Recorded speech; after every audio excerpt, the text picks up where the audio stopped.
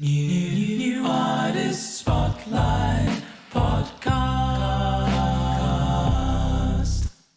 Hello, everybody. Welcome to the New Artist Spotlight Podcast. I am Wilko Wilkes. Wilko Wilkes, remember the name. And I am Big OG, you know, it's Origin Cross. We are back again with another episode. You already know what we're here to do, interview some of the artists from New Artist Spotlight, your plug to some of the best new music from independent artists from around the globe. That's right. Yeah, check out the website as well for news, reviews, and all sorts more. But today we've got an artist who's quite prominent in the New Artist Spotlight playlist and has made a bit of a splash in the last few months, releasing some real quality music. Looking forward to speaking to him today. Welcome to the show, Nick from Eleanor Collides. Thank you very much. Thanks for having me on. Good to meet you, man. Yes, sir. Glad to have you here. So give us a little introduction for anybody who may not be familiar with you yet. How'd you get into music and what are you all about? Yeah, so I am Eleanor Collides. I'm a solo artist, so it's just me. I've been playing guitar for most of my life. I started when I was about 16, so 20 odd years. Eleanor Collides really started during lockdown. I found there's a place in London called the Guitar Social, who I'm quite involved with now. And during lockdown, they were doing kind of Zoom lessons. And that was kind of the point at which I've been starting to like write songs and put songs together. Getting involved with the Guitar Social and sort of making friends around music was like the point that really pushed me. And having kind of people around me who were also kind of making music was kind of the catalyst to start this thing called Eleanor Collides, which I've had in my head for many years. I've always wanted to be in a band, but for whatever reason that never really happened for me. Usually because we couldn't find drummers, and then especially in London, there's very few drummers around. I found. During lockdown, I kind of decided to just go ahead and do it solo on my own, with the support of like the friends I've made through Guitar Social. So that's kind of where it started. That's awesome, man. Yeah, you don't need a drummer when you've got a good DAW, so no worries. You can program drums these days. You don't need any drummers. Yeah. Harder if you want to play live, though. Do you do any live stuff? Or? I do. I've started doing some stuff. I don't think I'm that good at it yet. It's not something I'm very comfortable with. But obviously through the Guitar Social and with friends, I started doing things like over Zoom. Like we'd meet up and we'd play songs together, things like that. And then once kind of after COVID things started opening up again, I started doing sort of open mics and things like that, and it just kind of built up slowly from there. So next month I have my first kind of ticketed gig, so it should be fun. Oh, that's awesome, man. Good luck with it. All right, so I read somewhere, right, that your band name is actually, you come from an interest, or I don't know, is it a band name because you're just you, but your artist name comes from an interesting place. Would you like to talk a little bit about where that kind of originated from? Yeah, so it comes from when I was 2 or 3 years old. I had an imaginary friend called Eleanor, and this is kind of, I was way too young to remember any of this, but it's become one of those stories in my family that's kind of told all the time. It's kind of a bit of an inside joke. So, I had an imaginary friend called Eleanor, and she would sit with us at dinner on all of that stuff. So and I had this name, Eleanor Collides. I thought I'd had it in my notebooks for years and years, and thought that'd be a really good band name. So when I kind of decided to go solo, it kind of became my name. So. What's the reason that you decided to go with that and not your actual real name? I suppose it's a bit of a sort of an alter ego. I guess it's kind of a little bit of protection in a way, psychologically, because it's not it's the version of myself that I choose to sort of put out there in a way. If that makes any sense. So, Yeah, for sure, mate. Yeah. I mean, I don't think Origin Cross is his real name either. no. You haven't seen my birth certificate? Matter of fact, I'll take the chance to mess up the camera on my own. What does that say on the wall? So it says something. I can't see the far one, but I can see Origin, the close one. All right, see if it's even on my license plate, then it has to be my name, right? Yeah, that's true. That's true, man. Exactly. So are you enjoying it then in general? Because you seem to have like been pretty productive. You've released quite a few tracks. Did you just start like, have you been enjoying it more and more? Yeah, I've really gotten into the sort of the songwriting and production side of things. I think that's the part of it I enjoy most. But yeah, I've sort of become quite a prolific songwriter. I did a crazy challenge in February called February Album Writing Month. And the challenge is to write 14 songs in 28 days. So yeah, I somehow managed to kind of do that. So I think that was it was a good thing for me to do because it sort of helped me to sort of switch off the inner critic a little bit. I think because I tried to write songs for years before I kind of built up the confidence to actually finish something. And I've talked to many people, and I think a lot of people go through that. And it is sort of kind of switching off the inner voice and kind of not shooting down every idea you have initially. You've got to kind of let them grow a little bit and develop before they kind of become something. So yeah, having a deadline and like having to write so many songs so quickly, because there wasn't any time to worry about if the idea was good or not. It just had to be finished, and that was the song, and that was done. I could move on to the next thing. But I actually found that most of the songs were actually pretty good. Like there was something that I could take from all of them, I think. Yeah, that's awesome, man. Yeah, and you've got quite a lot of good variety in your music, I think, as well. You've got a style, but you've also it's quite a wide style, I'd say, and you've got plenty of different ways that you can take it in your music. So it's nice, man, that you're songwriting and it's not just coming out the same thing every time. Yeah, well, I listen to a lot of different music, obviously with NAS as well. There's so much variety, which is great, really inspiring.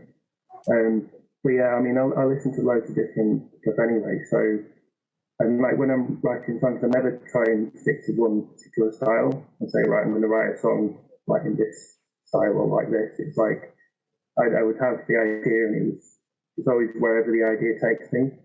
And it's usually kind of mellow, melancholy, kind of indie rock that I end up in. But yeah, I'm kind of open to anything here. And I never kind of try and limit myself to a particular genre. So. Got you. So are you planning on staying solo, or is the goal to eventually become part of a band, or like what's the ambition and what's the overall goal for you as an artist? I think so Eleanor Collides is now a solo thing. I don't think it'd be strange for me to kind of bring on anyone else in a kind of a creative sort of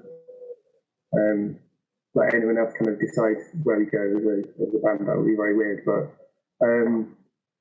that said, I do really enjoy collaborating with other people. I've met loads of people through the Guitar Social that I've collaborated with on my songs, which is always kind of really interesting. To kind of let someone else kind of come in and bring something that you wouldn't be able to get to on your own. That makes sense. I always find that really interesting. Yeah, that's awesome, man. Yeah, I don't know if you listened to the podcast that we did with Charles Connolly the other day. We were talking a lot about collaborating and stuff. Yeah, it's interesting. So it's good to know that your take on it. So how have you found New Artist Spotlight? When it seems to me you're fairly recent to it, but I don't know if that's true or not. But how have you found it since you've come along, and what's your experience of it? Yeah, it's been great. I released my debut album in March. So it was around that time I was trying to promote the music, and I discovered new artist spotlight through, I think, daily playlists. But yeah, at first I thought it must be a bot because like my followers have gone from like 10 or 20 to like 200. So I thought, what the hell's going on? Yeah, and then found out it was actually real people and it was a real community. And yeah, I've been kind of quite active in the chat since then, and yeah, really enjoying it. Is it real people, or are we all bots? You know, we've been accused of it. I don't know. Well, this is the thing. I mean, I'm real, but I don't know about anyone else. I don't know. The way Wilko raps is kind of, I don't know, it's like robotic almost, right? Like how does a person rap as fast as Wilko raps? Exactly. Just all the time. Like, I don't know. He might be a bot. And then the way It's just unbelievable. Ogamites puts out music and like every day, it's like, I don't know, just, some stuff seems too good to be true, but I mean, we do it and make it work, right? So we're gonna play a track of yours today. I believe we're playing Pennies. Yes. Would you like to give us a little background on the song, how it came to be, and just your thoughts and feelings on it? Yeah, so Pennies was my attempt to sound a bit like the Smashing Pumpkins, one of my favourite bands. I had the song 1979 in my head when I was writing this.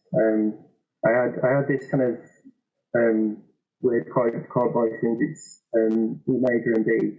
I played it in a strange place, and there's this kind of really mellow kind of sound to the voicing, which I really enjoyed. So that's how this song started. It was kind of an attempt to be a bit more sort of upbeat and indie rock rather than kind of mellow, sad songs, which I tend to write a lot of. So. Let's give it a spin then. Do you want to do the introduction yourself?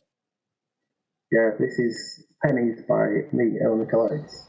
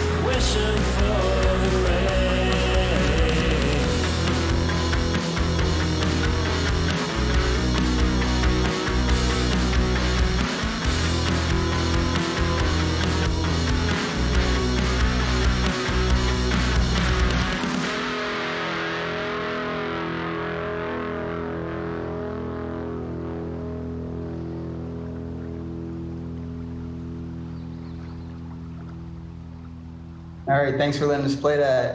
That's definitely one of my favorite songs by you. As I've listened through your catalog, that was probably my favorite overall. So, can we talk a bit about? I know you mentioned the festival and writing 14 songs in 28 days, but can we talk a bit about your actual songwriting process, just on a regular day when you're not being pushed to make so much in such a short time? Yeah, well, it usually starts with guitar. Guitar is my main instrument, so it will usually start out with like a chord progression or a riff, and really kind of take it from there. I'll usually kind of do a voice note, little kind of mini recording on my phone to get the ideas down. But yeah, I mean, I don't know if I really have a set process. Yeah, I mean, once I get into the DAW, I usually start with the drums and the bass, and I lay that out and kind of map out the arrangement of the song, and then kind of do guitars and the vocals last. So, Do you do one song at a time, or have you always sort of writing 3 or 4 at a time? I'm usually kind of writing a lot. So it's never just kind of one song, finish it, and then do the next. I've always got kind of loads and loads of ideas, and I tend to write like a lot of little ideas. That will like little bits of lyrics and little kind of chord progressions and riffs and things, and kind of they will hang around for a while before they kind of sort of crystallize into like a full song and become a thing. So how long does it usually take for you to write a song? Is it like a thing where you sit down and you start and go to the end, or is it more of a thing where you kind of just write ideas and then until you get to a point where something's kind of you feel it's done? Yeah, I mean, before the February challenge, it usually would take me several months, not like working on the same song, but like to kind of let the ideas breathe a little bit and just kind of solidify in my own head, and kind of I'd have to sort of decide what they were and what they could become. But yeah, during the February challenge, that kind of really changed the process for me, because I would have to do the whole thing so quickly. But I've kind of discovered I can write a song in about an hour, which I think is a good skill to have. I think I like that I can do that. I take it that's not like all the parts in the DAW mixed, everything in an hour. No, it's kind of at the sort of voice note performance stage. So I'll have the main kind of structure of the song. I'll have all the lyrics, and I'll kind of have a performance of guitar and vocals on my phone. I can then kind of go take it into the DAW and do all the drums, and like, I'll know where it's headed. That's really good, man. Yeah, that's enviable. It takes me a lot longer than that. But yeah, it was like I think the key thing is really kind of turning off the inner critic and just like, it doesn't have to be any good. It just has to be done and finished, and like a finished song. So you're right. There's a lot to be said for that, and I can relate as well, because I was the same. Like I didn't release my first track until I was 31, and now I'm 34, and yeah, no sign of looking back now. Like once you've got one finished, you get a bit of an adrenaline rush from it, don't you? And you want to. Yeah. I think it just helps. Like I've always thought with everything, it's like you've got that initial hump of anxiety, and then once you can get over it, it's all like more plain sailing on the way back down. Yeah, definitely. I think finishing the first song is kind of a real confidence boost, because it's something about yourself that you didn't. I mean, for me at least, it was I didn't think that was something I'd be able to do. But like, actually finishing the song and like creating something that wasn't there before, kind of really gave me a lot of confidence. And that's still my favourite part of the whole process. Like when you kind of finish something, you've mixed it and it's all done. And kind of you sit back and you listen to it and you think, yeah, this is good. This thing didn't exist kind of a month ago, and now it's out in the world and finished, and I really like it. So yeah, that feeling is like the best thing for me. So with your writing process and everything, like, do you have anything in the works? And then like, how long should we have to wait? Yeah, I've always got stuff in the works. Yeah, so I'm currently working through all the February songs, and I'm trying to make demos to all of them. So like in the DAW with like the drums, the bass, everything else. Like not really mixed yet, just kind of as the like full project I can work on. But yeah, I've got a couple of them finished. Got a new single coming out on the 9th of September, which is mastered by Mr. Connolly, so I'm excited about that one. So. That's awesome. Yeah, I was going to ask, like, do you do all your mixing and mastering yourself, and have you done any of it yourself? I do most of it myself, yeah. Just because, like, I'm a cheapskate, but I don't want to kind of pay someone else to do it. But I hear that. But also because I really get into the kind of the production side of things. I'm sort of a bit of a nerd for that kind of thing. I like learning new things and getting to grips with stuff. So, yeah, during lockdown, I kind of taught myself how to kind of mix and master stuff. So, yeah, I'm sort of just getting into sort of mastering my own music. So, yeah, I mean, the one Chelsea is kind of sort of next level beyond what I can do. So, that's cool. Yeah, like I was going to ask, so like if I decided to do a 28-day song challenge and write 14 songs in 28 days, I think I would, you've got to have to sacrifice a lot of the other stuff that you're doing in life to find that time. Is it like, how do you manage your time around music? Or do you have a lot of time in your life? I don't know how. Yeah, well, it was, since COVID happened, I've been working from home. So, obviously living like out in Dartford, it's a 90-minute commute into London to the office. So, like suddenly working from home, I've got an extra 3 hours in the day that I can do music with. So that's good. That was where it all started. I actually didn't find the songwriting challenge took up that much time. I sort of developed a few techniques to, I knew I could kind of rely on to produce kind of ideas. So I do a lot of sort of free writing, sort of stream of consciousness to kind of get the lyrics. Just kind of, I've set a timer for 5-10 minutes and then just write without thinking until the timer goes off, and then go back through and sort of highlight the interesting bits and use those as kind of the basis for the lyrics. So I think my songs always kind of end up a bit sort of abstract and obscure lyric-wise. I don't really do the whole, I'm going to write a song about this, and then I go and write about that. It's like, it is always a bit more abstract with me, I think. Good. So I think it's about the time where we embark on this little adventure that we call the NAS Quick Fire 5. I've been looking forward to it. Let's do it. No more than 15 seconds to answer 5 questions, 15 seconds each. Are you up for the challenge? I definitely am. I've been watching others kind of do this, and it's my time to get it done. So, he's done his preparation. He's ready. Yeah, I'm ready. So we got to switch up the questions. Yeah. You want to start them off? I'll jump in, yeah, for sure. Question 1. What is your favourite song from the New Artist Spotlight playlists? My favourite one recently is High in the Sky by Don Piper. It's so catchy. It's catchy too. I love that one. What is the cheesiest song that you love?